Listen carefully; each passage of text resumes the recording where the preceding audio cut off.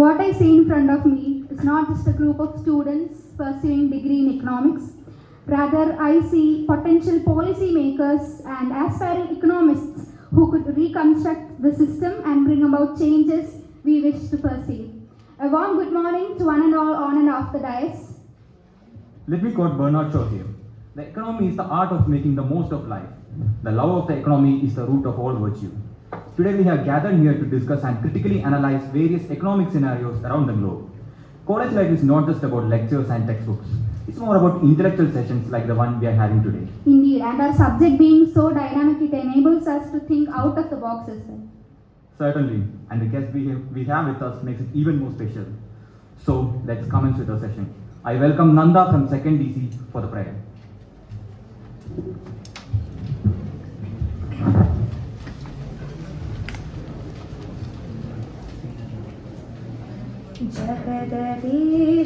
ജഗദീശ്വരാത്രിയും ശശാങ്കതാരകങ്ങളും പകലുമർക്കബിംബവും നിറഞ്ഞ സ്നേഹനാളവും ജഗദീശ്വരാത്രിയും ശശാങ്കതാരകങ്ങളും പകലുമർക്കബിംബവും നിറഞ്ഞ സ്നേഹനാളവും മൃഗദംബ പക്ഷിവൃക്ഷ പുഷ്പശലഭവൃന്ദവും മികവിൽ നിന്റെ വൈഭവങ്ങൾ വാഴ്ത്തിടുന്നു ദൈവമേ. മികവിൽ നിന്റെ വൈഭവങ്ങൾ വാഴ്ത്തിടുന്നു ദൈവമേ.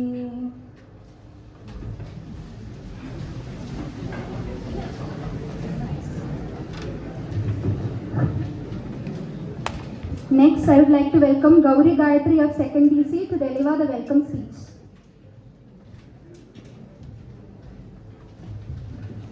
Good morning to one and all present here. As we know, we are gathered here for the Global Economic Headwinds conducted by the Department of Economics of Mar Evanius College. First of all, let me welcome our respected Vice Principal, Dr. Shirley Stewart, who is the instrumental to this institution's journey. Welcome, ma'am. Now, I deem it a great privilege to welcome our guest of honor, Dr. Lekha S. Chakraborty, Professor at National Institute of Public Finance and Policy, a distinguished Indian economist with international acclaim and a passionate economist. There is a lot more to add to her bag of achievements. We welcome you, ma'am.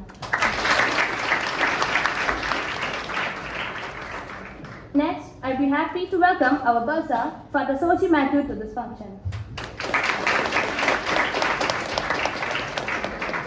Now, I would also like to welcome Head of the Department of Economics, Mrs Liji D, and all other faculties of Economics Department to this function.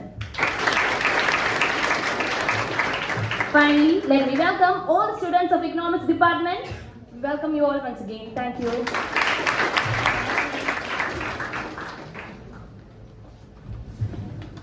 Thank you, Gauri. Now let's welcome our Vice Principal, Dr. Shirley Stewart, ma'am, who has been our greatest well-wisher. Ma'am, please.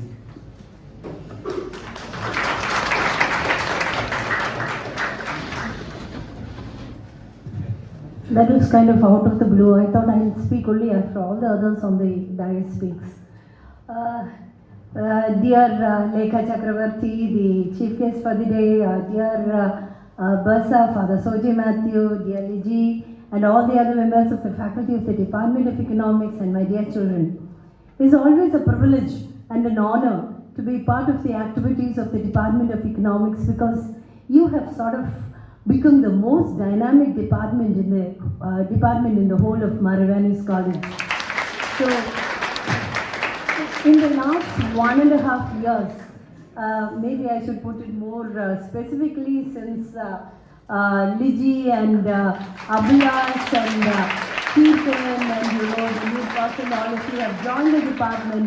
They are taking the Department of Economics. I'm sorry, I forgot your name. That's why I didn't mention your name. Anupama, yeah. So it's like, the department is going from heights to heights, and opened up the vistas of knowledge, bringing in a lot of new ideas. And like the person who anchored said, teaching and learning is not something that is within the box of the textbooks and the lectures that you have in the classes, but being exposed to people who have been in the economic field. As far as I am concerned, I'm an infant in the field of economics. My only knowledge of the global economy is when I take up the paper in the morning and see if the Sensex is going up or it's going down. And I know that when the Sensex goes up, the price of gold goes down, right?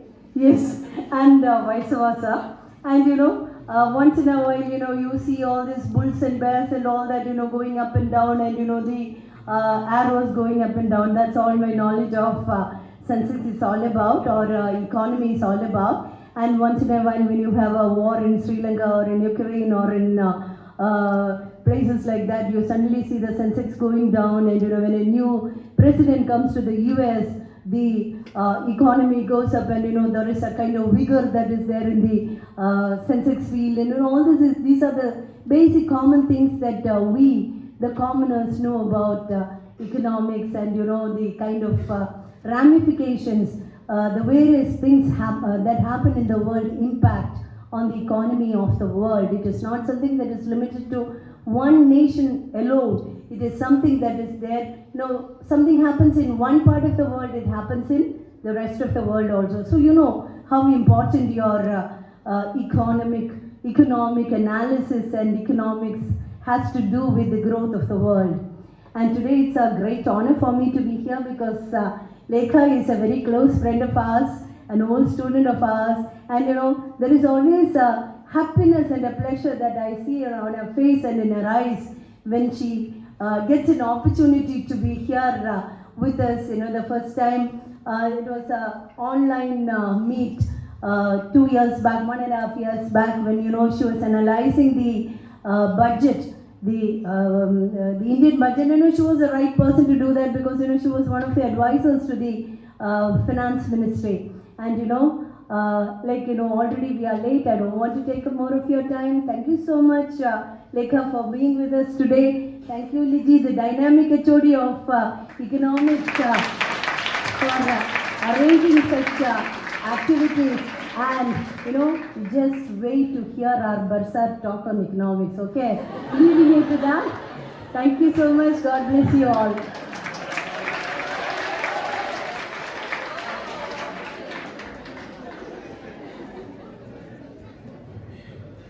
Thank you so much, ma'am. That was so enlightening. Next, I would like to welcome our beloved Barisar Father Soji to address the function.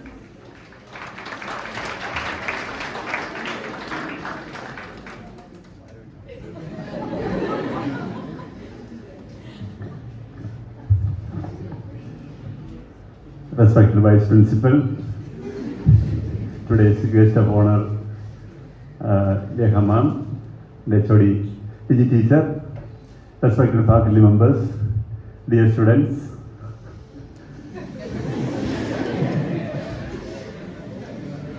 Anyway, that brought some happiness to your faces.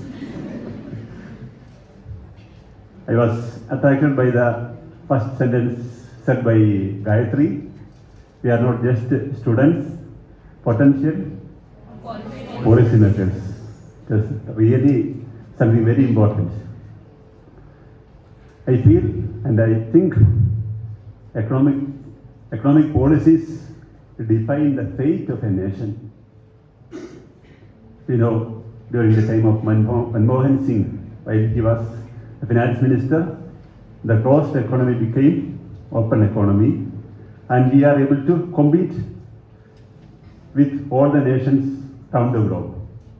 The policies define the fate of a nation because if we were not open, beforehand we had only Maruti and Ambassador maximum, or Fiat, 3 types of cars. Now how many brands or varieties of cars do we have? Any idea? No idea. Then earlier Maruti was Maruti, Suzuki, now it has become Suzuki. Independent companies have come to the field of competition. Competition has given us a lot of advantages. Earlier we had to depend on BSNL, landline, often not working. The number doesn't exist. The subscriber is not existing. Such dialogues we used to hear. Now it is a world of competition, and even the data has become much cheaper.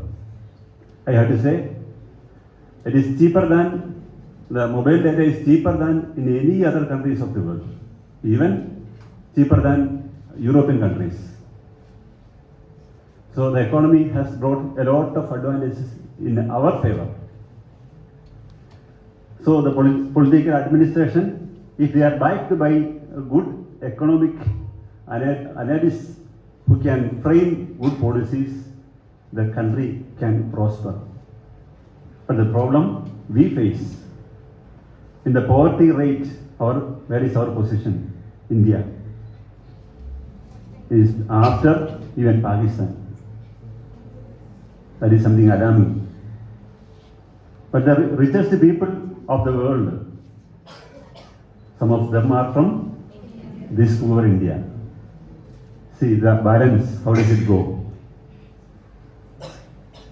So as the biggest democratic country, each citizen has a voice, but some of us are voiceless.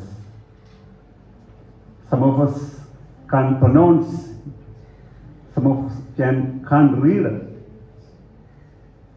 They don't have a breathing space. So my dear students, you are going to be the policy makers. Read, think, and develop your horizons. The world is in front of you. You have a lot of potentials and potentialities, capacities. Analyze, evaluate. Don't get misguided by some or other policies. Be objective. You will, as we have our alumni here, you will be one day somebody who can stand up and speak, and who can support or who can give advices to ruling or the government or ministry. So I don't further prolong my talk. Anyway, I'm very happy that the economics department has arranged such a good occasion for you to think together, to frame or to evaluate your ideas. So I congratulate the economics department, actually the teacher and the faculty members. And my dear students, I wish and pray that all of you will come once here and stand here and speak aloud. All the best. Thank you.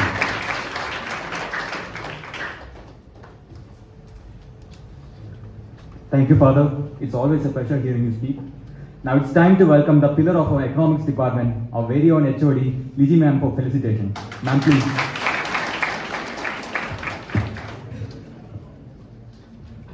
Good morning all. Respected Vice Principal Dr. Shirley Stewart Madam, respected Bursar, Reverend Father Soji Matthew Muripe, our keynote speaker Dr. Lekha Chakraborty, dear teachers and my dear students. I am so happy to be here today to organize such a function of an expert talk on the current macroeconomic scenario by the world-renowned economist Dr. Lekha Chakraborty. Whenever I invited her to this college to have a conversation with us, she accepted it with great enthusiasm. It's certainly because of her affection to her alma mater. We can be so proud that she is an alumnus of our department. Today, Mom will talk about the topic global economic headwinds, which is very relevant in the present macroeconomic scenario. We know that the world economy as a whole is heading to an uncertain situation of rising inflation coupled with the unemployment. That is the geopolitical situation that happened due to already occurred global pandemic along with Russia-Ukraine war has led to this pathetic situation. Up to 1980s, we have believed that the inflation can happen only after full employment. That is, we know that the Phillips curve has taught us like that there is a trade-off between inflation and unemployment. But after 1980s, Milton Friedman, you know that, especially the final year students, Milton Friedman came with his expectation augmented Phillips curve, and he taught us that situation was not such a kind of trade-off between inflation and unemployment. But actually here is that there is a situation of, that is in 1980s, US and other world economies, European countries experienced with a strange situation, that was the coexistence of a high level of inflation and unemployment. We termed it as recession. That is, again in the present scenario, the global economic agencies predict that the world economy as a whole is heading to such a situation. That is, in the last day, we know that IMF projections, the forecasted growth rate of all the major economies of the world shows a downtrend in its growth, and they state that India is the only one among which will be going to have a reasonable performance. But as far as India is concerned, we know that we have suffering from a high level of inflation, and the RBI has been taking stringent monetary measures in the form of tight monetary policy to control inflation to the target level, we know that to a 4 to 6%. But apart from these policies taken by the RBI, we can see that inflation is remaining at the higher level of 7.4%. Here comes a question, that is the monetary policy alone is sufficient to tackle this level of inflation? Along with, we know that the inflation can happen either because of a rise in aggregate demand on the one hand and due to the shortage of supply. That is, we have studied that cost to push inflation, demand pull inflation, etc. I think as far as now the inflation, current inflation is in terms of an increase in aggregate demand. I think the monetary policy is sufficient to control inflation. But we know that the current situation is different. It is, the inflation happens because of mainly the supply disruptions in the economy also. There is severe supply shortage in the economy that was caused due to this Ukraine war and already occurred global pandemic, etc. Moreover, as far as Indian economy is again suffering from the problem of this depreciation in its rupee due to the heavy outflow of capital that has happened due to the US policy, Federal Reserve's policy of tightening monetary policy. That is, all these situations, in such a scenario of these situations, the question is how can the world economies, particularly India, can tackle all these problems? Here I am sure that Lekha ma'am's talk will certainly give us an insight to all these situations. So once again, I welcome you, all of you, to this. I welcome you all to this discussion. Thank you.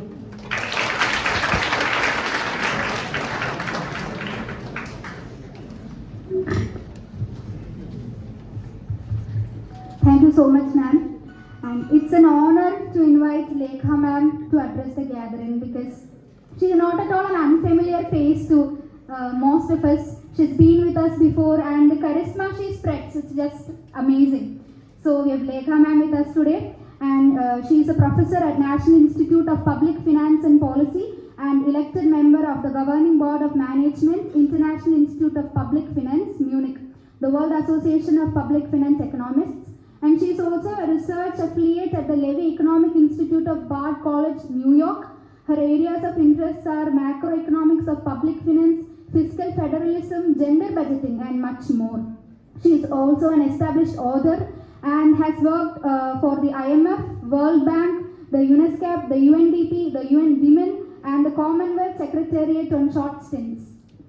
She was twice an awardee of Shastri Inter-Canada program from Department of Foreign Affairs and Trade, Government of Canada. She was visiting professor at American University, Washington DC, Uppsala University, Sweden, Carleton University, Canada, and University of Utah, US.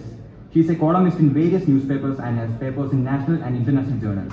Moreover, she is an alumni of our college. Ma'am, we are all ears. We welcome you, ma'am.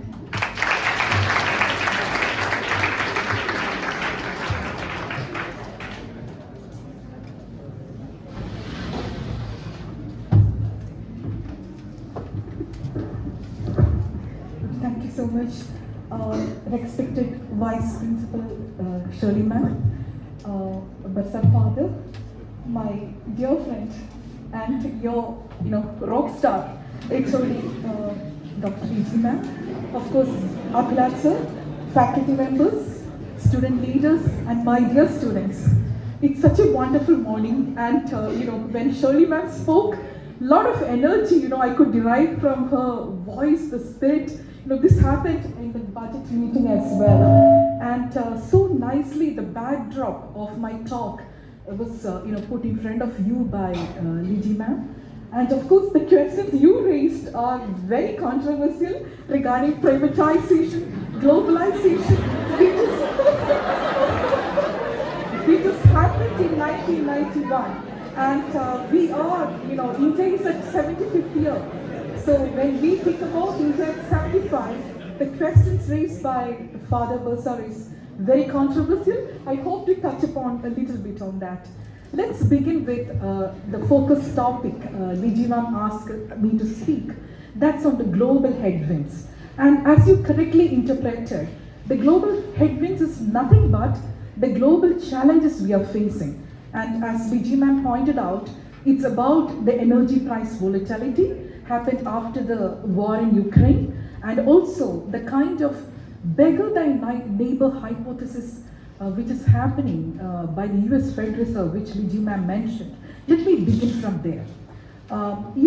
Today in the Twitter, I can forward you that tweet. Economists are very concerned that one center bank, that's of US center bank, their policies is affecting the emerging markets like anything.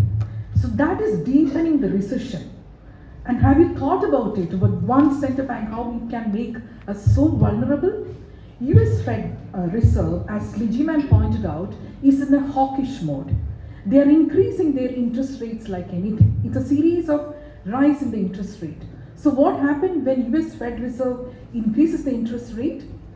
If we are not increasing our interest rate by RBI, the capital will be flighty. Because as foreign portfolio investors, a component of our foreign investment is portfolio investment, and it's hot money. And hot money by definition that responds to the interest rate differentials.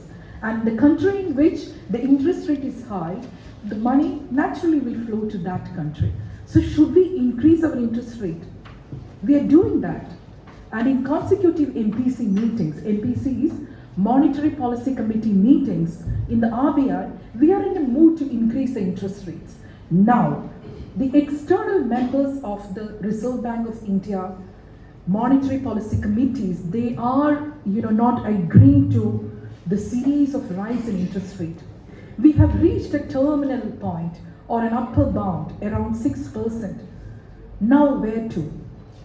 Why? What's the challenge in increasing the interest rate? Suppose if you are RBI governor, so you are answerable to me or to any citizen of this country, regarding economic growth. For the economic growth recovery process, we need to keep the interest rate lower. If the interest rate is lower, means the credit will be cheaper, entrepreneurs will be happy, investment cycle will go up, and that lead to the growth recovery process.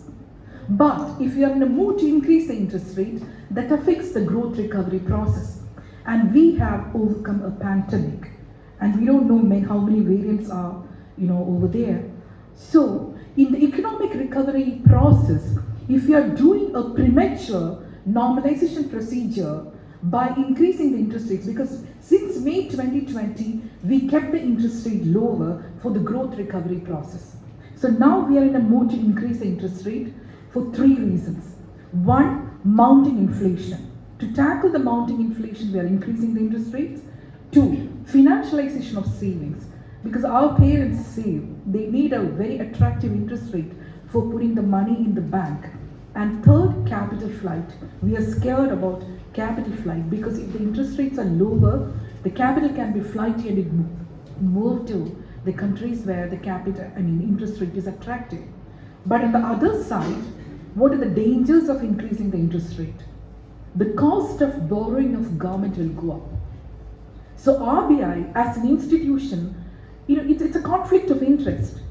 So they have to keep the interest rate lower so that they can support the cost of borrowing of the government. They can support the government. So not block means where the Ministry of Finance, they always want the interest rate to be lower. And the capital can be flighty if you keep the interest rate lower. So it's a real policy dilemma.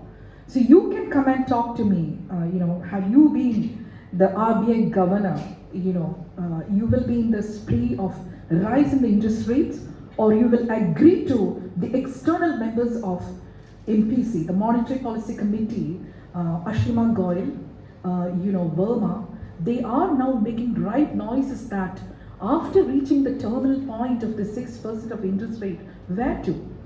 We are, in a mood to increase it further to tackle this inflation and FPI outflow. So this is a real dilemma. So in the next MPC meeting, we can feel that they may maintain a status quo of 6, and they call that 5.9 or 6 as the terminal upper bound of interest rate. So this is a dilemma. Now, in the Jackson Hole meetings, in the sense we look forward to, that student leader told exactly like in front of me, the steep point in T+5 or T+10, that is in 10 years time, you will pay the policy makers either on the monetary policy side or on the fiscal policy side, or like Geeta Gopinath, you may be in IMF doing the international finance, finger crossed, so you can dream high, but here the lack of policy coordination between monetary and fiscal policy, that is much more dangerous than, the global economic headwinds. So what is that policy coordination within a country? What is that localized knowledge we need to be aware of? Let's unpack that localized macro policy scenario a moment before we get into the details of how we are going to face the global economic headwinds. Let me unpack what North Bloc is doing right now. The narrative of North Bloc is fiscal policy has to remain accommodating. What does it mean? Accommodative in the sense your public debt is shooting up, your deficit is shooting up, and we reached up to 9% of GDP, our deficit. Or are we comfortable with such mounting deficits? Because there is a saying that today's deficit is tomorrow's taxes.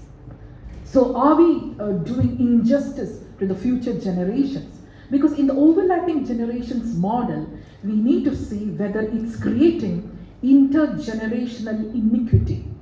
So the eminent macro scholars like Oliver Blanchard, he mentioned that it is not creating intergenerational iniquity if you're using the debt at the right tone.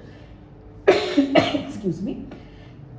Right tone in the sense, if we are using the high debt for reducing the output gaps and also to trigger or to enhance the capital infrastructure in the economy, then we can live up with little bit of high debt. So students can take a note of my point and you can debate with me. How come? Because high deficit is creating intergenerational iniquity. So if you're using it in the right sense, if you're creating the physical infrastructure and if you're reducing the output gap, then you are not creating any intergenerational iniquity. So this statement, as a hypothesis, scholars take a statement and they unpack and do empirical analysis with a theoretical backdrop. So that's the way it happens. Excuse me. So you can unpack that question and tell me whether it is okay. In 2019, prior to the pandemic, I went to Atlanta to attend the American Economic Association conference. One moment, I keep water. So in that American Economic Association, that's one of the blue-eyed, or it's one of the top associations, and we look forward to present our paper in American Economic Association or to have an international publication in the American Economic Journal. So these are like top dreams of an economist.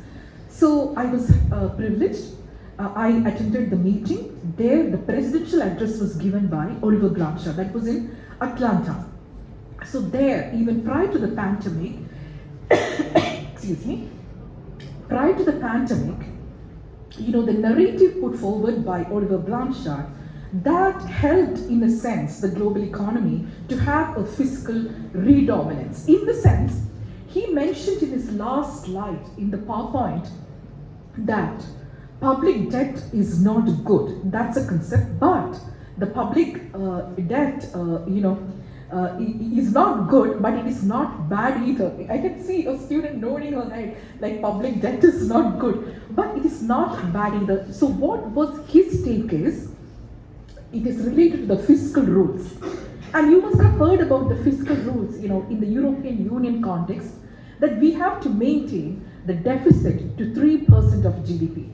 So if you need to maintain the deficit of 3% of GDP, what you do usually, either you try to increase your revenue through the tax buoyancy. If that doesn't happen, in the context of revenue uncertainties, what a finance minister does is he decreases the expenditure. But that expenditure compression, especially in the capital investment, that can affect the growth recovery process. So you need to maintain at 3%, or you need to live with little more debt, but you have the expenditure not compressed, but this expenditure priority is very crucial for the growth recovery process. This take, it's very crucial. And now, the narrative of Indian government is that we keep our debt and deficit high for the growth recovery process. So that policy support is there. Then came the question, the interest rate is going up. So when you have very high mounting fiscal deficit and mounting debt, if the interest rate is going up, means that the cost of borrowing is going up, right? So what do you have to do now? Ask them to stop that interest rate hike spree, or you live with a high cost of borrowing. So when the new monetary policy framework happened in our country in 2016, they visualized this conflict of interest. That time, we were in the mood to set up the inflation targeting framework. Inflation targeting framework in the sense, everything else is not a concern of RBI, but they have to focus on the price stability, inflation. And that's the sole mandate of RBI right now.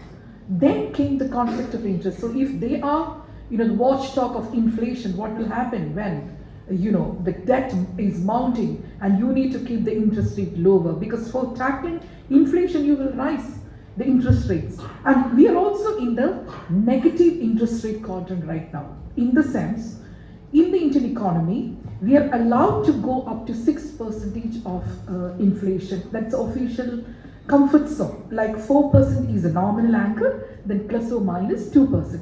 So now, if you look at the numbers, CPI numbers, it's mounting above that comfort zone. And as Liji ma'am pointed out, the reasons are not just, monetary. So that's an important question.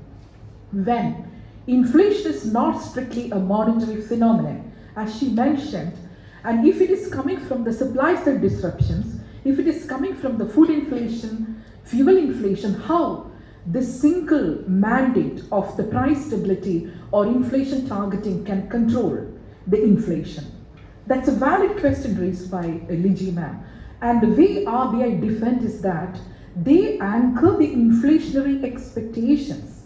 So through that expectations channel, they can control even the supply side shocks. So that's the way, they defend.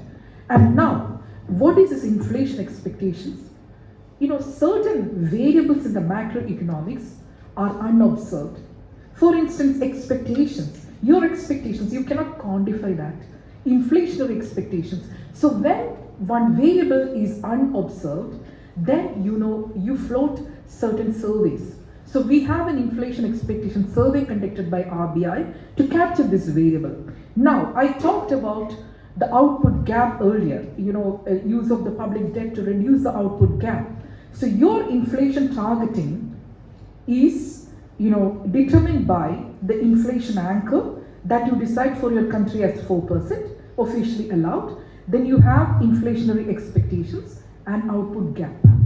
Okay, so output gap reduction is very crucial. And last time when I was talking in the international conference in the same dais, I mentioned that if the centre bank top is a woman, she may go hawkish.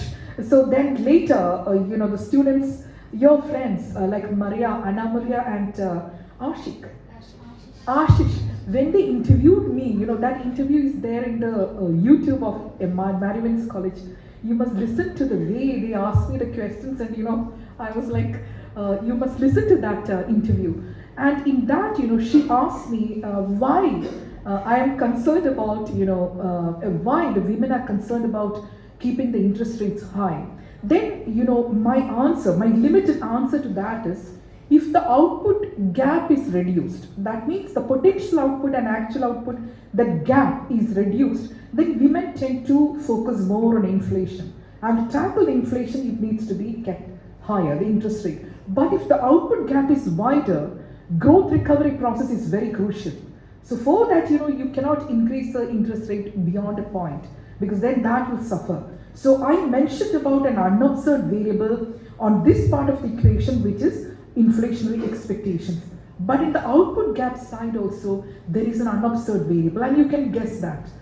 Output gap means what? Our output gap is our potential and what we realize, right? So like that in economy, the economy has a potential, and what is actually realized is getting captured by the GDP numbers. So what is the potential? And that potential is an unobserved variable. And we economists grapple with how to calculate or compute this potential output. And usually in higher classes you will study certain models, econometric models in which we can compute that potential output. It's like you take the GDP series. The GDP series has a cyclical part and a trend part. So you take out the cyclicality and call that trend component of GDP as your potential. Right now, I know that there's some confusion that how can that be potential, because it's an already realized GDP series. Potential could be something like an envelope. You're right, but this is a way, using some filters, RBI, not block, many easy way, European Central Bank, IMF, we all compute the potential using this existing series, because that methodology is evolving. Now, there is another confusion regarding the analytical framework of the growth process itself. In the time of recession, in the time of crisis, you studied about business cycles framework. Business cycles means, a country experiences ups and downs, right? That's the growth process. But Geeta Gopinath, I mentioned about Geeta Gopinath of IMF, in her paper you can see that, especially in the emerging country context, the country doesn't experience clear business cycles. So if there is clear business cycle, then the RBI and the North Block or fiscal and monetary policy can react to it as a counter-cyclical policy tool. But counter-cyclical policy tool fails if there is no clear business cycles. Let me make it more clear. What is counter-cyclical? If you're in the upturn of the cycle, then you need to respond in a certain manner, both the interest rate and the fiscal policy in terms of spending. If you're in the downturn, you need to react in a certain manner. And can you guess how government react? If you're down, you take back the expenditure completion. When you're up, in the down, you do pump priming. When you're up, then you do little bit of expenditure compression. But in the emerging country context, if there is no clear business cycles, these kind of typical counter-cyclical fiscal policy or counter-cyclical monetary policy using the interest rate will not work. So you need to think out of the box. So as policymakers, you need to focus on structural policies, because and growth process has cyclical elements and structural elements. The structural bottlenecks, that's very nasty if you don't look into the structural bottlenecks. So these are concerns. Now, where we are heading to, it's very clear that there are fiscal risks. There are issues related to fiscal sustainability, especially in terms of debt and deficit. But at the same time, we cannot reduce the debt and deficit because it affects growth recovery process. On the other side, if you increase the interest rate, it affects the growth recovery process. But if you decrease the interest rate, you will not be able to tackle the mounting inflation. You will not be able to tackle the capital flight, and also you will not be able to look into the questions related to the financialization of savings, because your interest rate is going negative. So you are in a policy dilemma. So there, economists always think about constraint optimization, because even if resources or policy, everything, we cannot take resources in a free manner. We are constrained by certain factors. So as an individual, your personality also, you need to make the maximum out of it within your constraints. So how do you go ahead with that constraint optimization? Decides the policy track or the trajectory of your life. So like that, economy or economists always work this constraint optimization. If somebody asks me what is economics, so in a word I will say that we talk about constraint optimization. That's economics all about the business of life. We don't have a free flow or anything. So rupee fall is a major concern. How to deal with that? And I know that it is, our Prime Minister Modi, I know that there are many memes and cartoons and all which directly attack our Prime Minister for the free fall of rupee.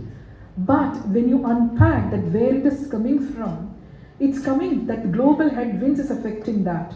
And the core of rupee fall is the dollar is getting stronger. It's because of the interest rate hike in the US. So how do you respond to, as a policymaker, as an RBI governor, how do you respond to it? You have three major policy tools. And the toolkits are: one, continuous intervention in the foreign exchange market, high frequency intervention. Then it results in implementing of your foreign exchange reserves. The reserves will go down.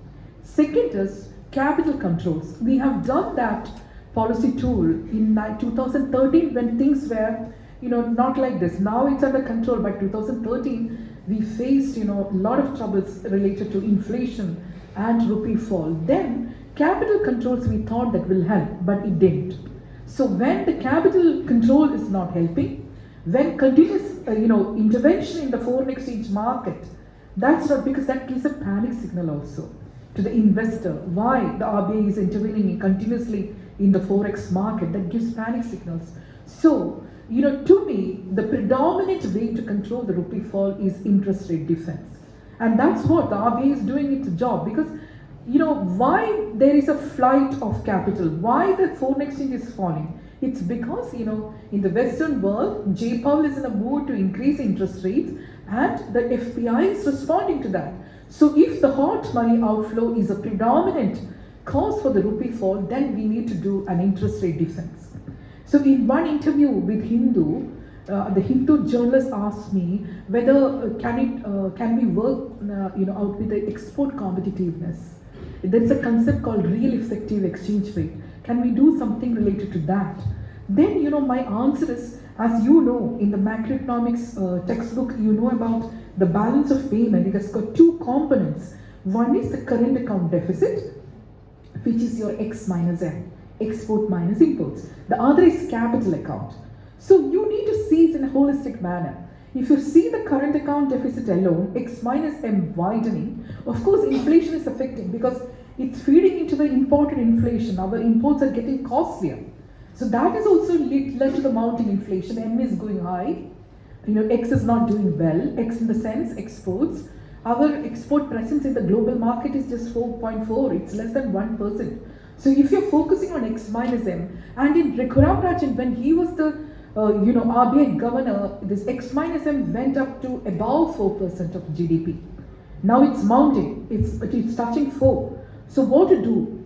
My answer was that as long as you can finance the CAD, the current account deficit, with the capital flows, we felt comfortable over the years. But the moment your capital is getting flighty, then you're getting worried about X minus M at your capital account. Otherwise, if you're getting into the nitty-gritty of each component in the exports and each component in the imports, you may commit a policy mistake by getting into protectionist way. protectionism in the sense we may increase the tariff and non-tariff barriers, right? So world is in a move towards the protectionist wave, and protectionism is actually a retreat from globalization. So if there is a retreat from globalization, that affects growth recovery process. So you need to think about that. And let me open the floor now to take the questions that had you been the RBI governor, what would have been your policy prescriptions for our country? Because I am very influenced by the statement you made that we are today's students, the students of Nalathe policy makers, Nalathe policy makers are, because if you are putting forward a right kind of a policy advice to the North Block people and the RBI, that's well and good. It's going to be a dilemma within RBI. There is a debate now. On one side, the external committee members are in a mood to make the interest rate status quo, but the RBI people, they are in a mood to increase the interest rate, like within RBI. Governor, Michael Patra. So they are all in a mood to increase the interest rate. So where you are with the internal members or the internal RBI members, or you are feeling that the external members are making right noises? Because if you go, along that path of increasing the interest rate, then what will happen to the growth recovery process? And ma'am mentioned about the recession. So how are you going to tackle that? And as she rightly mentioned, it's no longer a Phillips curve kind of textbook economics that is working. And she mentioned about the simultaneous occurrence of unemployment and inflation. So these are the real world challenges. So let me stop here. Okay, one more point I would love to add to this lecture is about the digital currency and the risk. And today, ma'am knows that 10 o'clock there was a conflict of interest. I promised ma'am that I am going to deliver the lecture for the students, and the ministry which I was working on a national adaptation communication, because India will produce a national adaptation communication for the first time in November. So I'm the part of that, I'm a member of that, and that meeting was there. So I was privy to those discussions, and in Apalacha's car, 10 o'clock the meeting started. The technology is such that I was attending the meeting, I gave my response in the car when I was coming, in the traffic jam and all. Then ma'am told that we can begin the class at 10:45, so you have little time. But the meeting ended around 10:40. So what I want to highlight is climate change is real. Policy makers are focusing on this. And when I talk about the global headwinds, if I don't talk about the climate change related risk and uncertainties, my lecture is going to be partial. Because these climate change related risk and uncertainties affect the financial stability. So that we cannot, say no to. Why? There's a debate. On one hand, Rekramarajan, Hansen, many monetary economists feel that, climate change is a matter of concern of fiscal policy makers, because there is a political economy to it. Whenever a decision is political, if an RBI governor gets into that, then it can affect his reputation risk. What is your toolkit? So if the toolkit is not ready, then how RBI is going to respond? But that's not an enough argument. No, we don't have any tools, so we will say no to the climate change integration into the policy making. No, we need to innovate. So one way it happened in Bank of England and in European Central Bank is they conducted stress tests. They asked the top investors and the top banks to conduct the stress tests related to the green infrastructure, green economy, and how that's affecting your financial investment decisions. So you can read a chapter in the State of Economy in the RBI bulletin about the greening of monetary policy. So when we think about monetary policy, it's not about inflation or price stability. It also looks into the climate change. So these are the upcoming fields. So when you do research in future, so these questions you need to answer, that how you're going to address the climate change concerns. And on the other hand, fiscal policy, how they address the climate change concern. For the first time ever, a few years back, the Finance Commission integrated the climate change criteria in the intergovernmental fiscal transfers. You know about it, no? The center gives the states a flow of funds, and that's an entitlement for the states. And in that flow of funds, it is based on a clear scientific formula.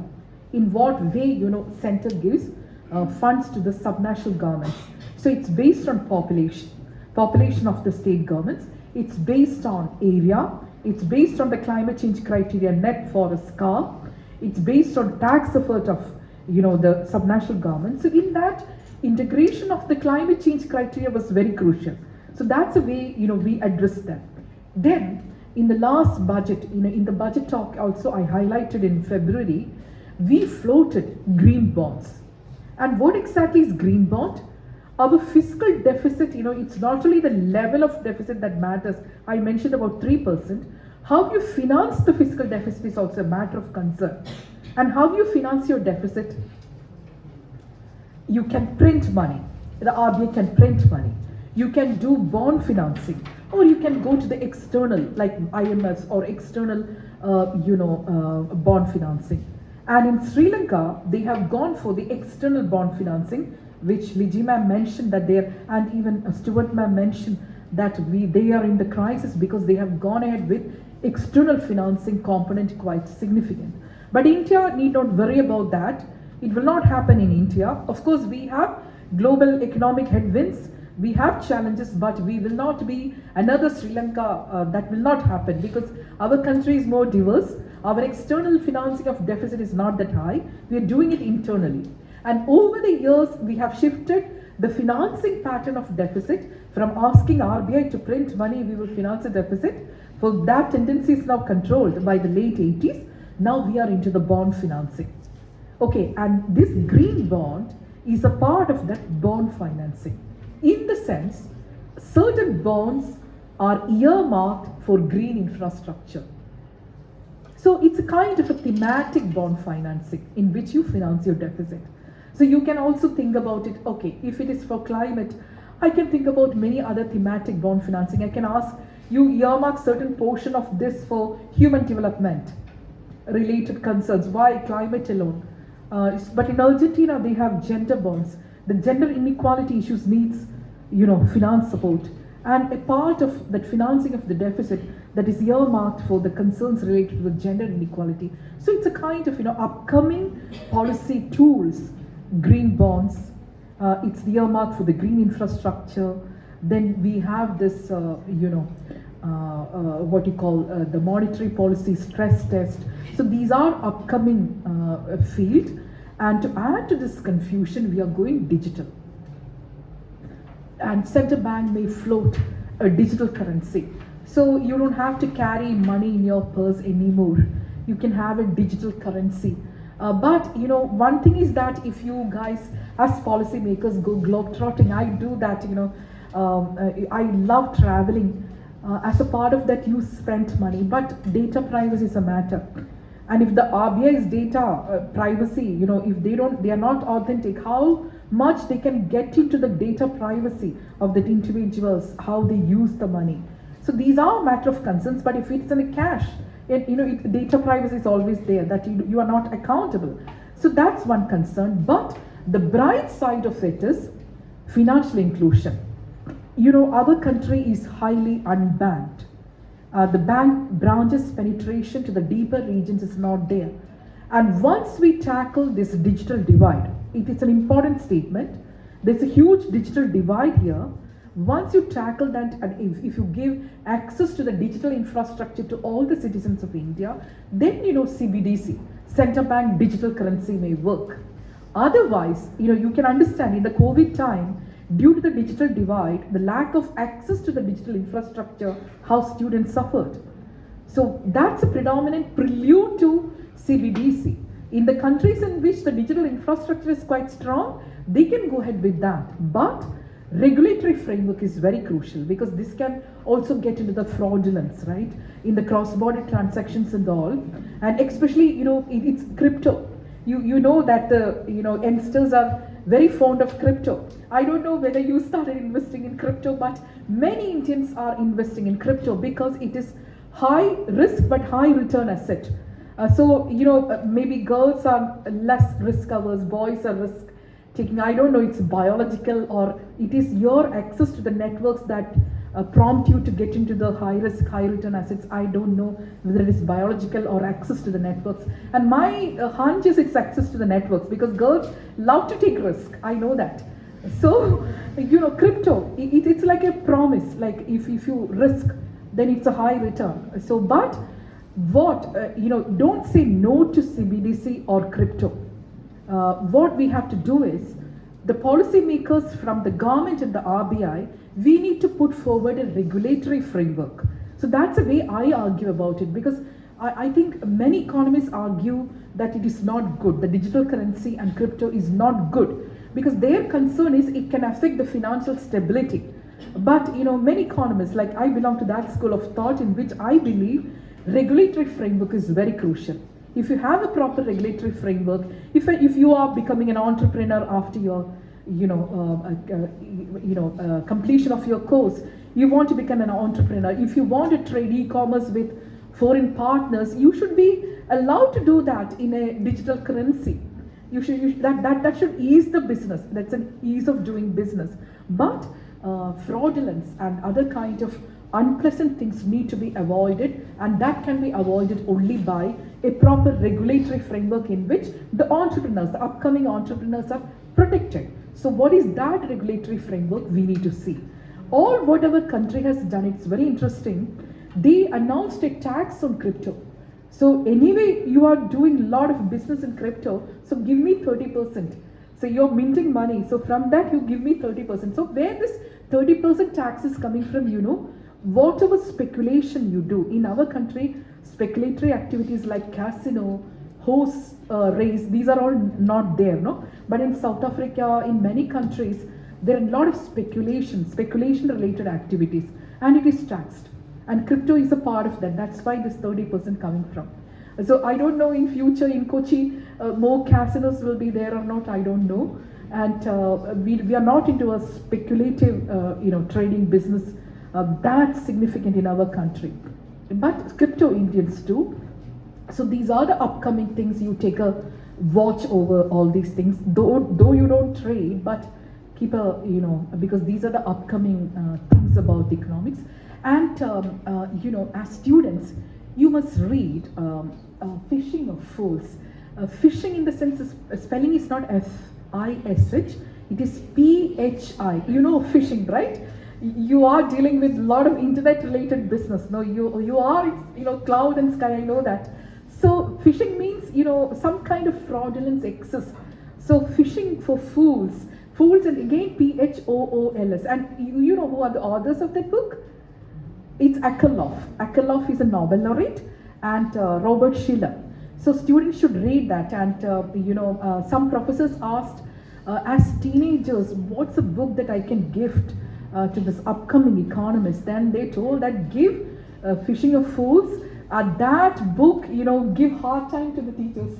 Like once you guys start reading that, the kind of rhetoric and the narratives of the economics of ad hoc demand and supply configurations decide everything, market determined, and all, you start questioning from the beginning. So that will give a tough time to your professors. So that book you start reading, and 2-3 examples in that book in the beginning of the chapter. One is casino I mentioned. From there I connected to this book. In the capitalism, one example was given by Akerlof and Schiller, that in casino everyone is into a business in which they need to mint money and go to the top. It's a business of getting high risk, high return.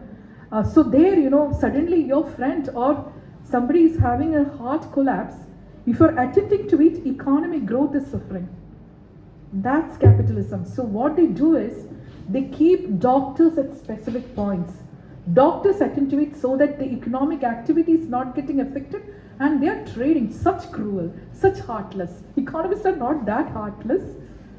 But that's a way, one example is that. Second is about bad economic decisions you do. For instance, you join an aerobic dance class or a gym or anything, they give you offers. If you take in advance, that's another example given in the book. Take in advance that thing for 1 year. It's an offer at a better price. So you take that. It's a bad economic decision because that opportunity is mostly unused. You don't go there. Or a massage or something, they give you offer. If you take some 10 massages together, we will give you a better offer, Ayurveda. But those are economic decisions which is very bad. And casino, another example. So a lot of, the real world examples are given in that book. Another book you must read is Yanis. Yanis was a finance minister in Greece. There was a party, Syriza party in Greece. Some of the students may be knowing that. We don't have much examples of such political parties in the world, because political parties manifesto, if you look into, it's a political agenda, right? But the Syriza party in Greece, it came together on a fiscal agenda. Fiscal austerity was going on. Like in European Union, they have this Maastricht Treaty of 3%, and the monetary policy or the central bank was exogenous.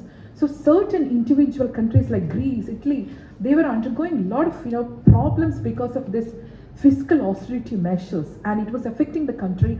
And a lot of mavericks, policymakers, journalists, students, so they are coming together and forming a party in that country.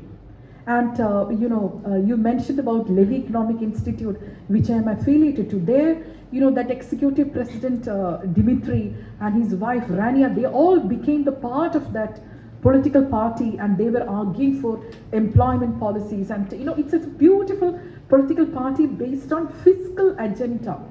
And like that in Sweden, you have a Green Party. But I don't know whether this calculus of concern, we voters are willing to vote if a political party or Shashi Tharoor tomorrow comes up with the agenda that I'm going green. Will you vote for him? I don't know. Or tell that if the fiscal deficit, let it mount. I'm going to protect the fiscal austerity measures. We are coming as a group, forming this as a political agenda. So in our country, these kind of political decisions and its impact on the public expenditure decisions are in a very nascent stage. But in some other countries, that's in an advanced stage, like green parties, fiscal austerity based parties and all. So that's it. So enjoy economics. It's not like, it's a grilling, as Liji ma'am pointed out, it's all about, how you connect to the real world. It's not about the strict Phillips curve, because as she mentioned over the years, how that narrative changed and, how that Phillips curve crumbled, because when it simultaneous occurrence of inflation and unemployment, what's reality right now, how it is affecting. So these are all, you can enjoy when you read side by side. And this Yanis, finance minister, has written a book on money for his daughter. So it was written for his daughter. So if you read that, it's a very non-technical book that Yanis, okay, these two references I will give Liji ma'am and she can forward you, and you can read, okay. And then Good Economics, Bad Politics by the Nobel laureate Abhijit Banerjee, you can read. So these books side by side you read, okay. And it's not a final thing, it's not a self-advertisement. Ma'am knows it, I have written a book, that is on the fiscal policy for human development. Because I mentioned that we are not heartless economists. We think about beyond economic growth paradigm. Because fiscal policy has an important role to play, how you can, tackle the humanitarian crisis. So when we talk about economic global headwinds, it's not about economic growth recovery, but it's also about the humanitarian crisis. So take a look into my book. It talks about the humane side of economics related to the human development. And that's it. And now ask me questions. Thank you so much.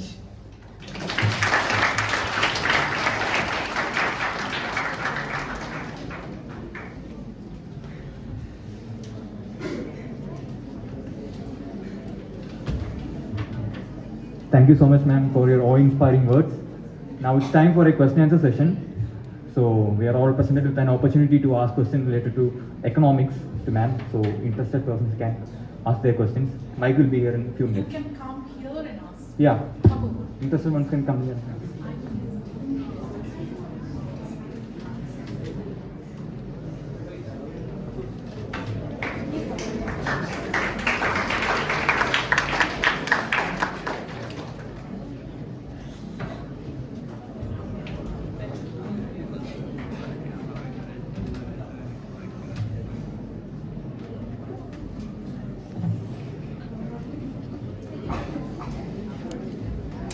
Hi, ma'am. Thank you so much for that session. It was a field, like, to be honest, that I was not exactly that knowledgeable in. So it was very, what do you call it, eye-opening in a sense. And my question is more related to the digital currency part of what you said. While you were saying that, you know, we might go completely cashless in the future, there's a possibility of that happening. A certain scenario that came to mind, I didn't introduce myself. My name is Christine. Christine, Yes. okay, you are doing your BA? Yeah, yes, ma'am. Okay.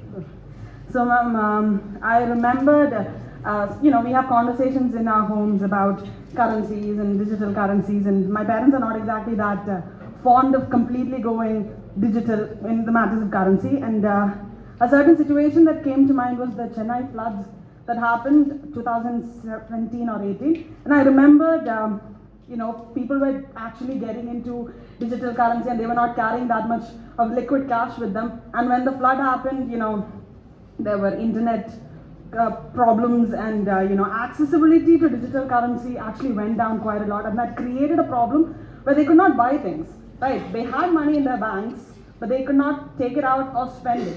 So going completely cashless, you know, that was one scenario where my parents were like ingrained it in me that you should always have liquid cash with you, always carry 500 or 1,000 rupees with you. Google Pay and all is okay, but still carry liquid cash with you. So isn't it, you know, there's always a chance of something like this happening. You know, technology is not exactly that dependable. Things may crash, the network may crash. So do you think that going completely cashless, you know, in some time in the future is an actual viable solution? Doesn't it scare you? I'll try to answer. Yeah. Christine, that's only one question you have. Yes. Okay.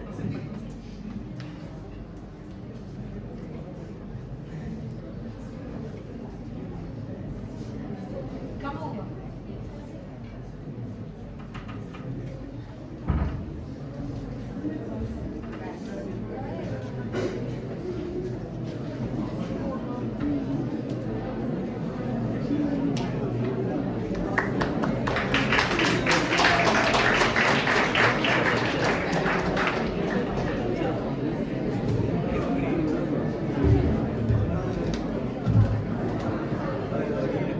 Good afternoon, ma'am.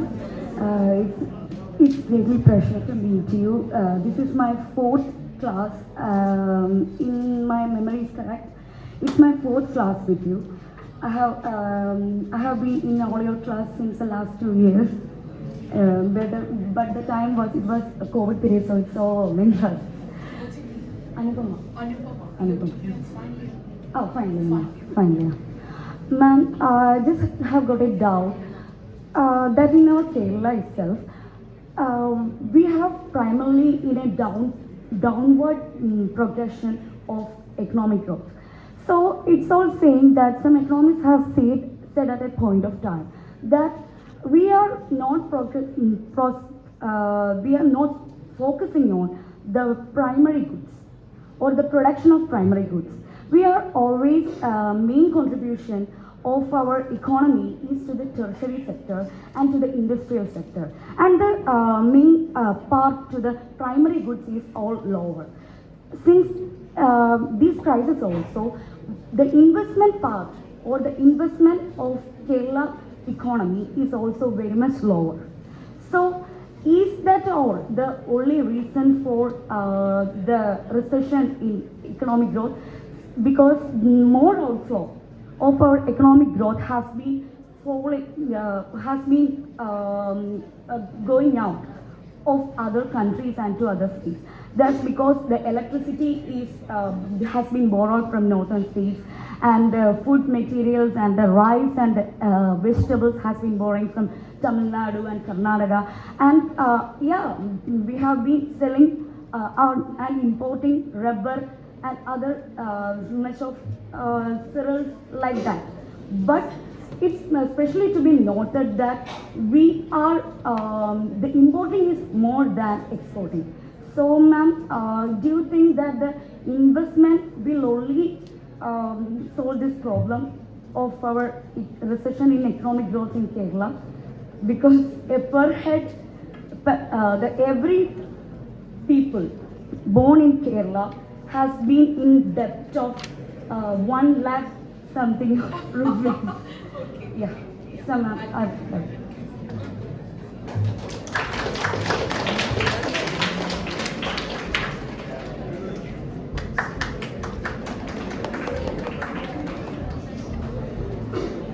It's a pleasure to meet you, ma'am. And I think before I ask my question, I'll answer your question, what I would do if I was the RBI governor. Okay, so, ma'am, I think in the short term, my name is Priya. Priya, okay, tell me. So at least I think in the short term, I would increase interest rates above the 6% comfortable, because I think It's not terminal for you. You Okay. will further increase. yes, no, yeah. So it's even beyond that. I might increase, especially with what signaling I'm getting from the Fed Reserve, because I think it's really important that the rupee not slip below a certain level. Get ready to counter her. Yeah. Okay, I'm waiting for that. She's making a very predominant point. Get ready to counter her. Okay. Yeah. I'm waiting for that. I hope you counter that too, ma'am. Because the rupee should not fall below a certain point, because I think for the rupee to come back to its to its former glory is a very long term process. So I think we have to at least put a little base for that, for it to not fall below a certain level. So it's important, at least in the short term. So we have to find different ways other than government borrowing. Of course, it's extremely important for our social security measures, welfare, and I know that will get impacted in that term. But I think it is important, especially to protect our foreign in that, because there's been such a big push, especially before the pandemic, by the government to improve foreign investment. So I mean, to let that all be undone by another central bank's influence, especially that hegemony of US monetary policies. I don't think it's fair to us. So I think for a short period of time, it would be wise to keep it in that. Wonderful. Okay. Thank you so much, ma'am. You are convinced by Priya's argument, or you want to counter that? Anybody? Or you're convinced? Who is not convinced? I will not call you to be here. Who is convinced? Or better, who is not convinced, right? Better not convinced. Who is not convinced with Priya's argument? She's telling that let RBI increase the interest rate because we need to watch the rupee fall. So let it stabilize because the rupee is on a free fall. So we will do interest defense till the rupee stabilizes, because we need to counter, we need to tackle what's done by US Fed Reserve, because they are in a hawkish mode. So that will affect economic growth recovery, because your credit is not Feasible, feasible. So you have any policy suggestions over there, like you need to support growth. So that's a real dilemma, because when the interest rate is mounting, how do you support growth? That's true. The fact that government borrowings become very expensive is a big problem, especially in a time when we are trying to recover. So I don't know, but because my field of knowledge in terms of that kind of policy is very limited, but some sort of internal, other than just monetary bank, something from the private sector, or some sort of private public sort of public private kind of initiatives at the Indian state, so that they can sort of something for profit, but also you get returns from that which the government can use. Some sort of a different kind of thing, which is, I know, very controversial, because we're always looking to the monetary bank and the central bank as our stalwart in these kinds of problems. You understood what she's trying to say.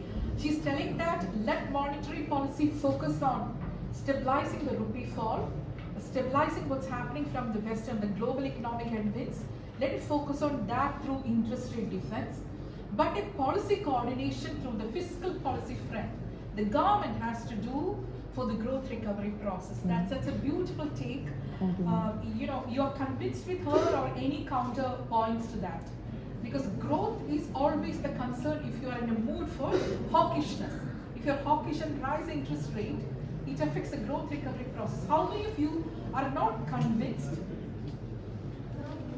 One hand. Yeah.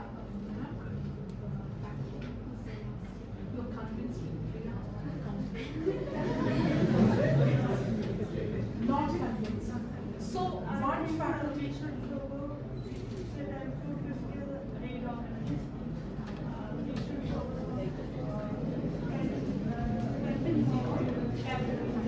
absolutely. I think Priya and you are on same page because Priya didn't articulate that because that knowledge of fiscal predominance you mentioned was not there with the So I think you are on same page. You are also telling that net fiscal support, fiscal predominance is very crucial. And creating the capital, right? Absolutely. Should be capital expenditure, not like it for revenue expenditure. Around 2,000 she's recording and you are not recording your points, so maybe you can come up with that. In the last lecture, we have that the capital expenditure, more emphasis should be about capital expenditure. But in the last day's newspaper, we have shown that there is that much, that is that marginal rate is not, that level is not. So see the beauty of it, like the faculty members are they are very united regarding the fiscal predominance in this context. And Liji ma'am and Anupama ma'am, both of them are talking about the importance of the physical infrastructure. The capital creation in nature needs to be given importance so that it will crowd in private investment and it will lead to the growth recovery. But Liji ma'am also cautioned that the government may have the tendency for high debt, but use it for recurrent spending, but not capital spending. So if that happens, she's worried. So I think both of you are on the same page, but they focus more on the role of fiscal predominance. Yeah. That was the thing. Yeah, beautiful. Thank you, ma'am. I have a question. So, I think a question that's been in my mind a lot, and it's not altogether connected, but it is very much connected to the global economy.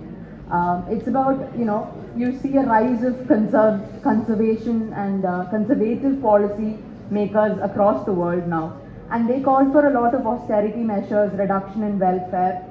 You can see that in Liz Truss, the current Prime Minister of UK. And that financial crisis is spiraling out of control very fast.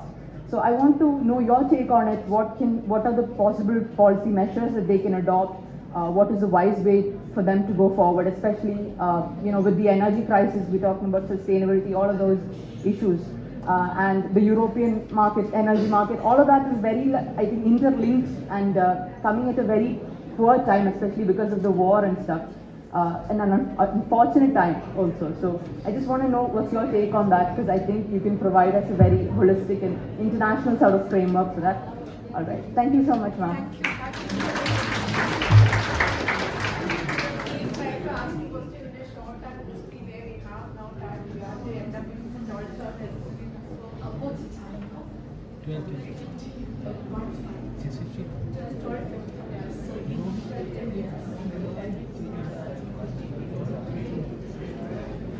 So last question we will take them of yours.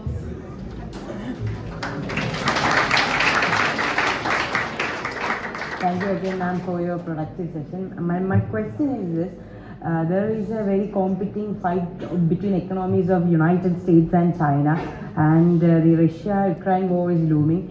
And there are sanctions underway for Russian oil, which we are so relied upon. So my question is, where is India in this position of this global tough economic fight? Is India siding with one side, or is it having an independent position, or is it moving in a diplomatic way of convincing Russia and the United States, the West and the East? Yes, what's your name? Gobi Chandra of Second BC Economics.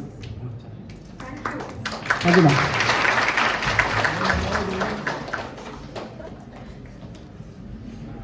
So due to lack of time, maybe we can take one more question. Okay. So students, one more question, because we have 10 minutes. How many of you wanted to ask questions? Just raise your hand. 1, 2, 3, 4, 5, 6. But can we give half a minute, then it will be 3 minutes, right? Okay, half a minute for each question. Just be focused and ask. Come and be here. Sit. You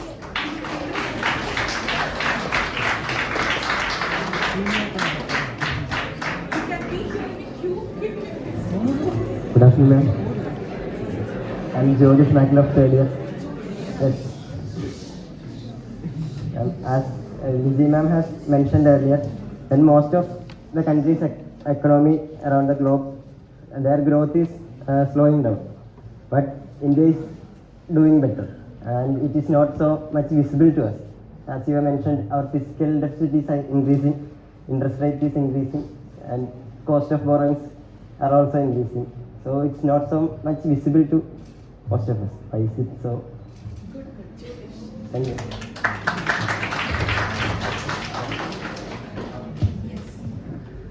Hello, I'm Ashish.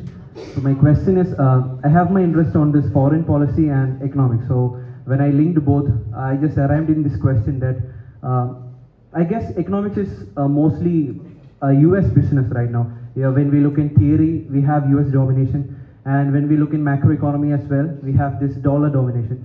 So and the current macroeconomic situation is such that not only US is the power, like we have many other alternative power centers growing upon.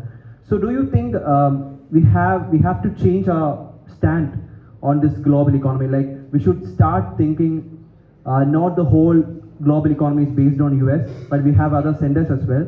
And do you think India is more looking into this US centered economy, and we should start thinking of moving away from this dollar and should create our own space in this global economy? Thank you, ma'am.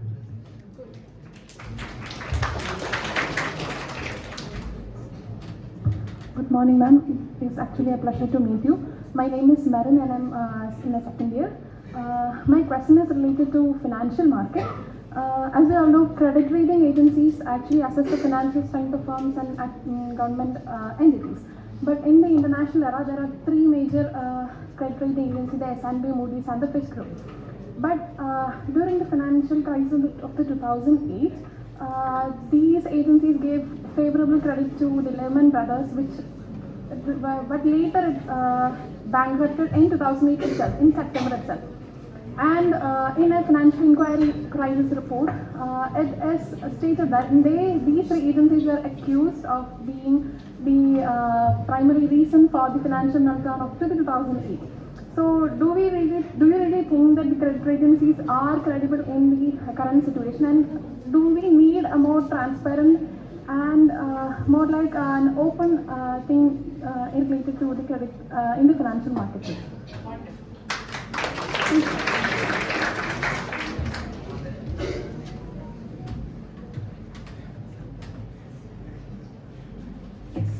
Good morning, ma'am.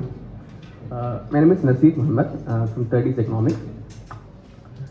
Ma'am, last week I came across an article in Hindu about the solutions by the people for the people. So my question is, the importance of including people's need in a policy formulation, economic policy and public policy. Also, what are the systematic solutions for simultaneously improving the 3P slogan, people, planet and profit? People, planet and profit. Profit. Okay. Yeah. Let's take this. Wonderful.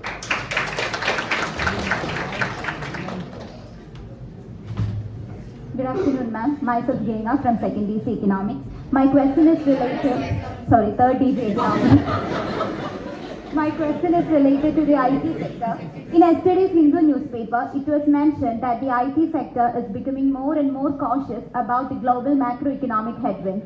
And as far as India is concerned, 9.3% of our GDP contribution is still from the same sector. So my concern is, how does this global macroeconomic headwinds affect the IT sector of our nation? Thank you.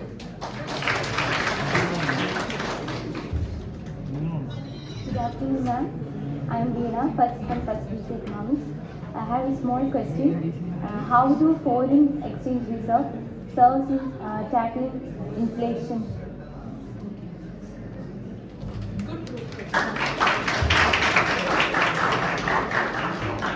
Hi, ma'am.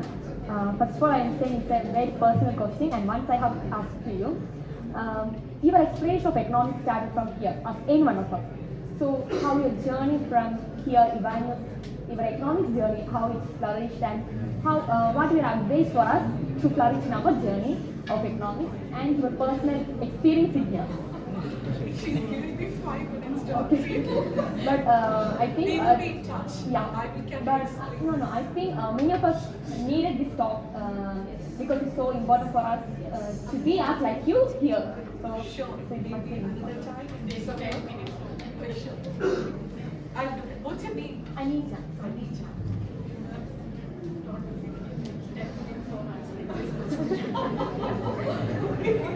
Sure, Anita.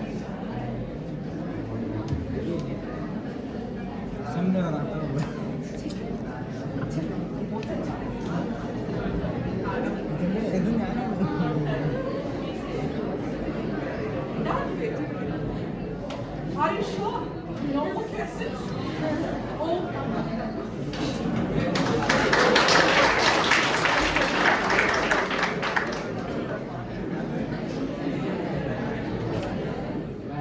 I'm Mohammed Furzan from First Base Economics.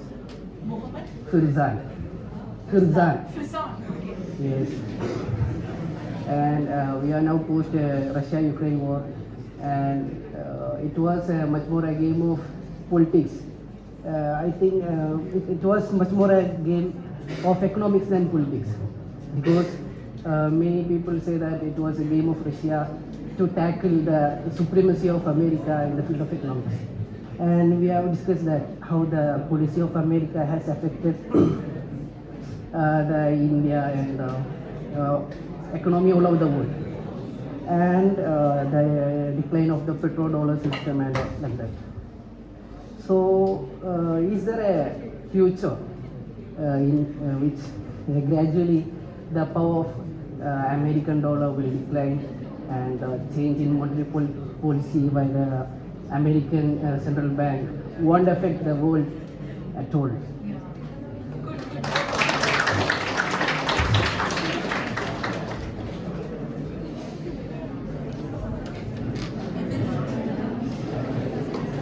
Hello ma'am. Ma'am, can I ask my question in Hindi? Ma'am, can I ask? Yeah, my Hindi is very bad, but you speak to me in Hindi. Ma'am, जैसे कि आप जानते हैं कि आजकल के लोग जो हैं, सरकार जो है, हमारी जो बड़ी बड़ी अरबों खरबों वाली डॉलर वाली कंपनियां हैं, उनका लोन उनका लोन वीव ऑफ कर देते हैं, उनका लोन जो है वीव ऑफ कर देते हैं, और उसी तरह जब साधारण जो बंदे होते हैं, लोग होते हैं, उनसे दुगने और चुगने इसमें ले लेते हैं।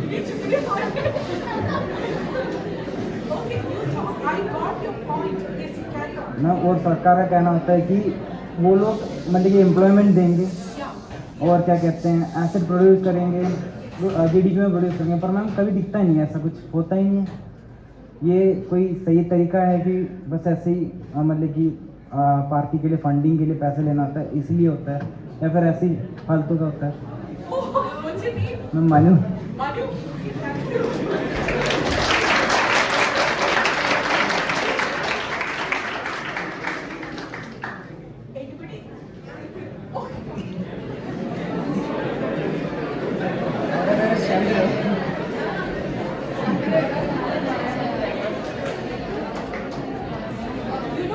I believe in listening to the questions than giving a long answer. But if I don't do the answer, you follow me up in Twitter or somewhere and ask me that you didn't answer. Okay, later. But we will. Yeah, I believe in more questions than you know. So that's why more time to students. My name is Dia. I am from First BC Economics. So, ma'am, recently we have seen that Piyush Goyal has stated that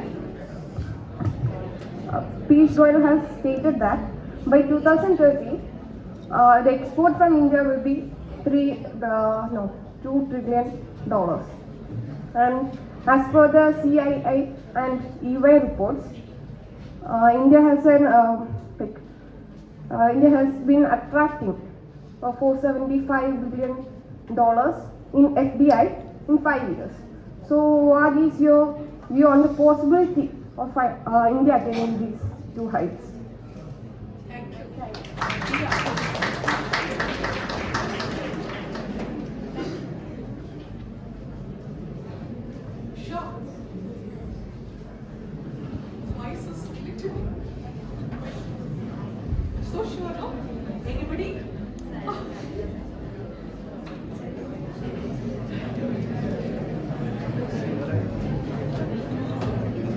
Oh, I'm so happy because it's more than my talk. When you responded, like 14 students and faculty members, when you responded, that's an indication that yeah, that I am heard. So thank you so much.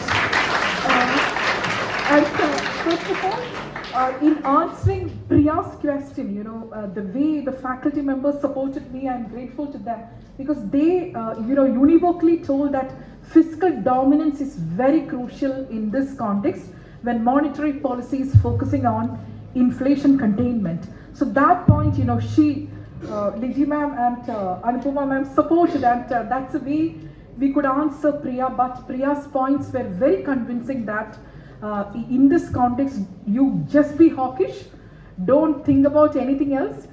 Economic growth recovery will be supported by fiscal policy, but the rupee fall and mounting inflation, financialization of savings, and to tackle what Jay Powell is doing in US is what RBI has to do right now. So she's not with Ashima Goel, she's not with Jayan Verma, the external members of MPC, but with the core group of RBI. So that's a kind of a general consensus we have arrived, because I asked any opposition, then only a few opposition came up related to the hawkish mode of RBI right now.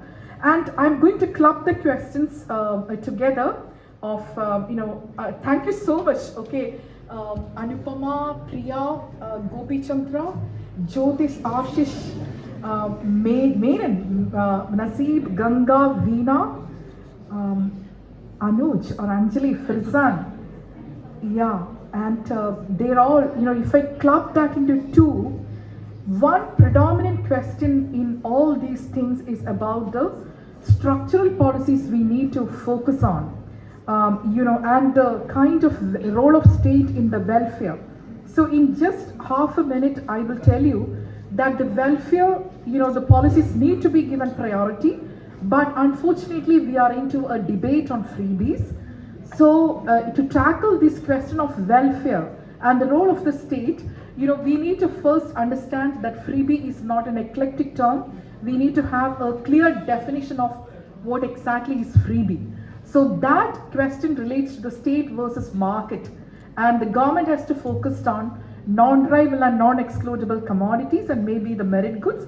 The rest you leave to the, the private. So these are the questions. Then another predominant question from the students is related to economic diplomacy. And you have understood that it is clearly, it's not the economic factors like the determinants that affects your monetary policy or fiscal policy, but in the international realm, the economic diplomacy is a huge factor. And that question I asked Abhilash sir to help me to answer on economic diplomacy, because he is doctorate in, international relations and economic relations. So Abhilash sir can answer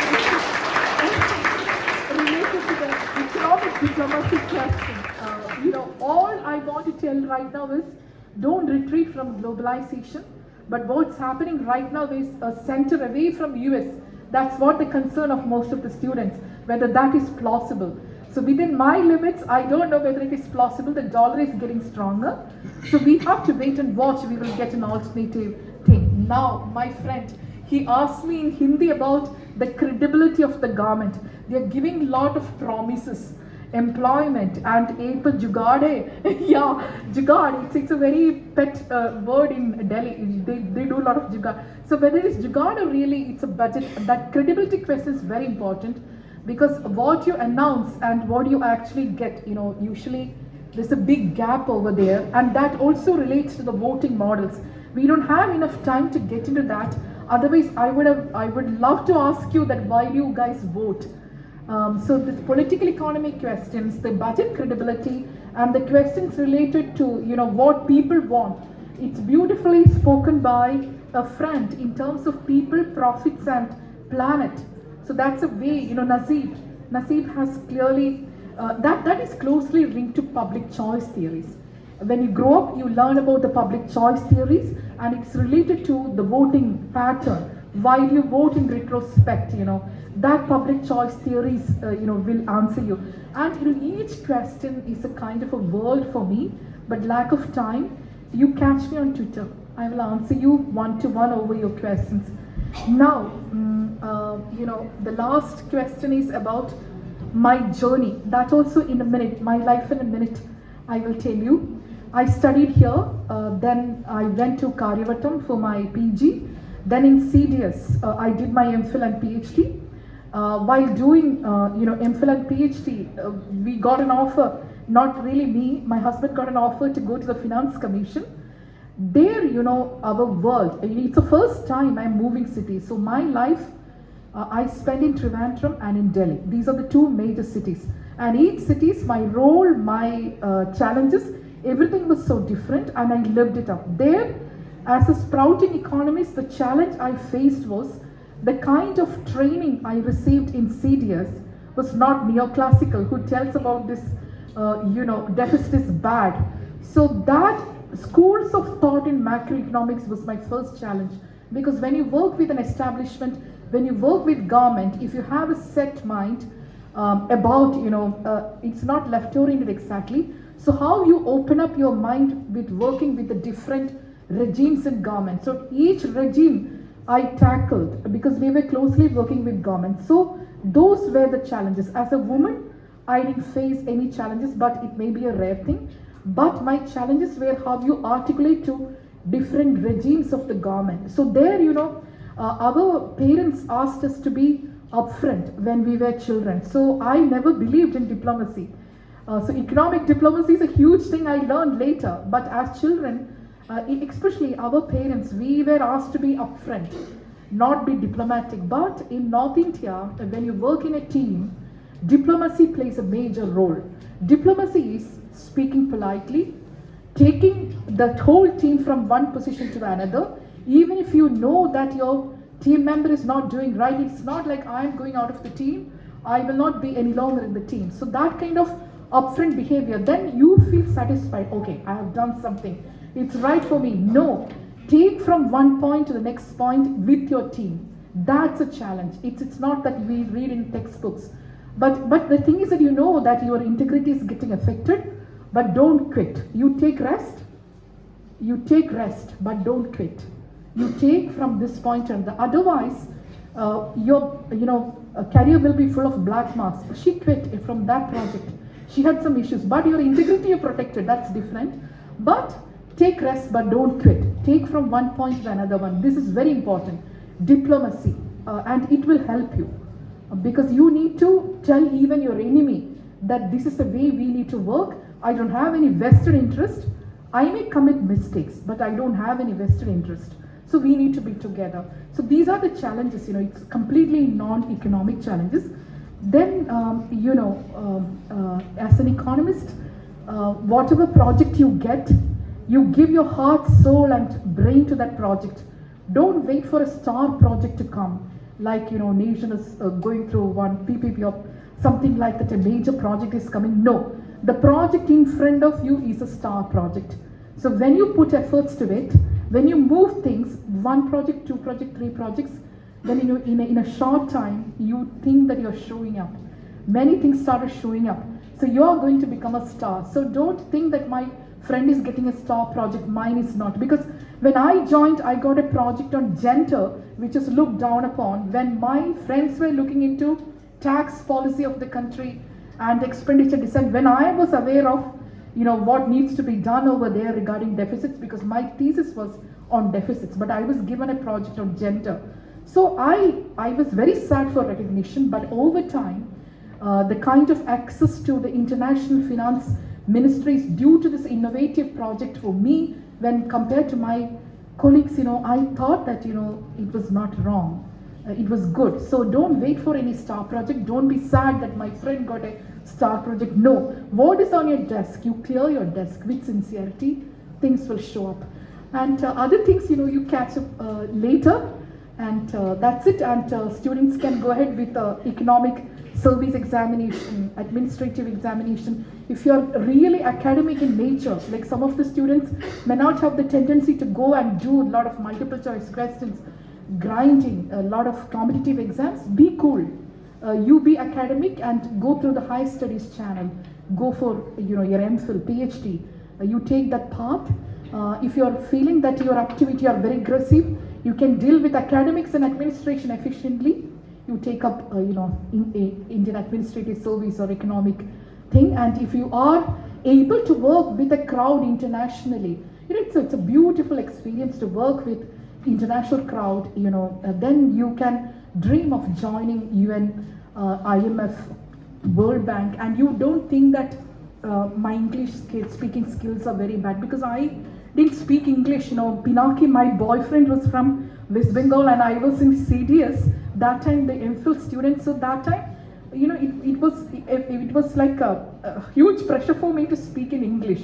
I slowly started speaking in English. So we have the ability, English speaking ability. So don't get worried that my English is not good, because when you work with the international crowd, you will be able to understand that the people from Central America or Latin America, their English speaking skills are not even good like us, and they have translators. Like when I worked in Morocco, I speak then in Arabic or in French. That's a bilingual country. They translate into another language and things move. So it's not English that is a hegemony. So don't get worried about that skills. So be confident, take the first step, and everybody will be with you. But don't waste time without doing anything. And I also mentioned in my last interview by Ashish that every day should be the unit of performance of your life. When Christine Lagarde spoke about Geeta Gopinath, who is an IMF, the way beautifully she articulated was like her boss, Christine Lagarde.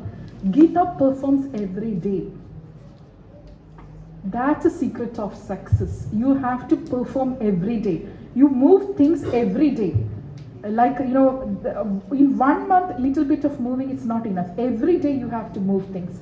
Then things will show up. That's all. Thank you so much.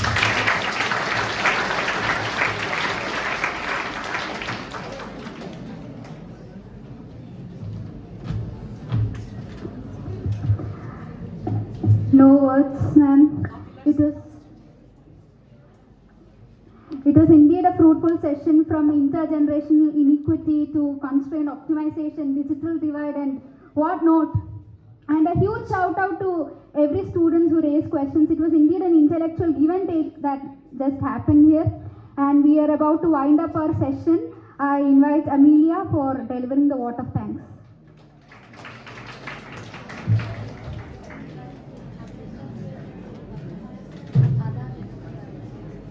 Good afternoon to one and all present here. It is a great honor and privilege for me to propose the vote of thanks. First and foremost, I would like to express my gratitude to our guest of honor, Dr. Lekha S. Chakraborty ma'am, one of our alumni, for her valued presence and for being such a wonderful inspiration to all of us. I appreciate your time and effort you invested in imparting your knowledge and responding to all our queries. I would also like to convey my heartfelt appreciation to our HOD, Mrs Liji D ma'am, for organizing and making this session a remarkable success. A special thanks to all the faculties for their invaluable assistance and guidance.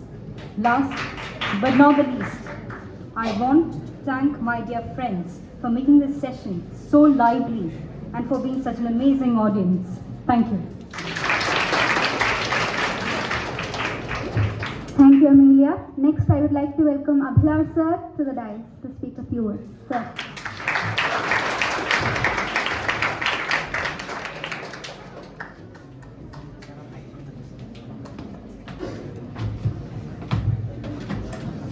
Respected guest of honor, Dr. Lekha Chakraborty ma'am, HOD Liji ma'am, our faculty members, and dearest students. Today, as we have concluded this session, one thing is certain, that how we should be, or what we should be as students. I would like to say we must be Ekalavyas. What's the speciality of Ekalavya? Ekalavya went beyond the paradigm of conventional knowledge and he sought knowledge. And that is where real knowledge lies, transcending from conventional understandings. So let us nurture in each of us that spirit of inquiry, that childishness in us, because curiosity and our childishness is what makes inquiries happen and a reality. Thank you, ma'am, for the speech, and thank you very much, our HOD and our staff members, and above all, it is you who matters the most. Thank you.